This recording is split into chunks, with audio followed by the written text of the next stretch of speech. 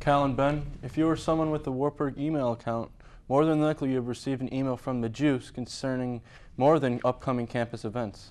Those emails concern 2 student conduct issues that made local and national news.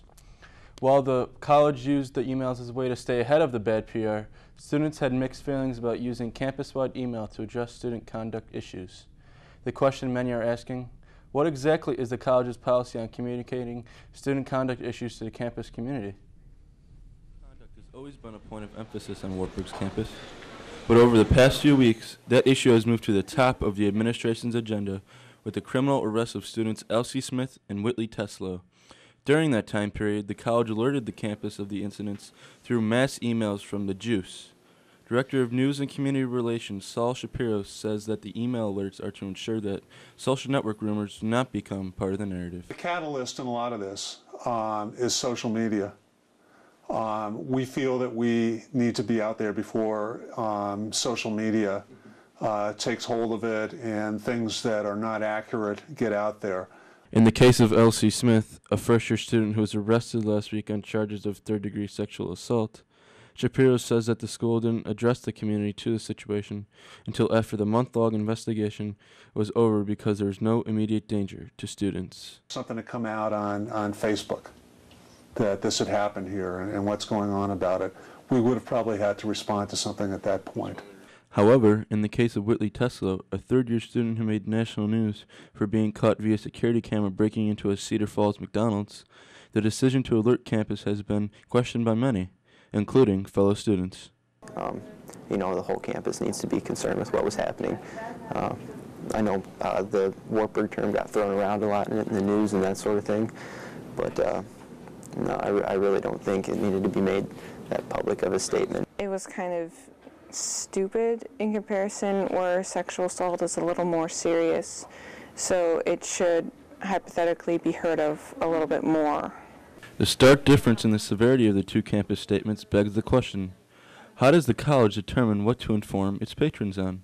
I've had some emails that that were inconsistent because we haven't sent out notices regarding drunken driving arrests, things like that. Well, that to us doesn't meet that standard that we're looking at, which is a high-profile crime against property or people, persons. Was the hamburger case one of those disagreements? Yes and no.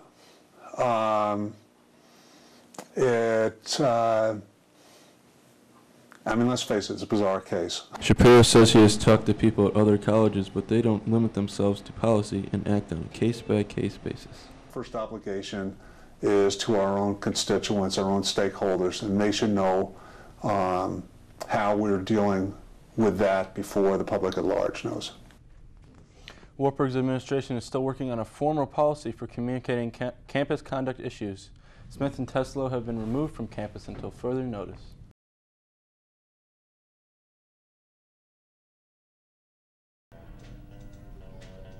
The Wartburg Players opened its latest production, Guests of the Revolution, Friday night.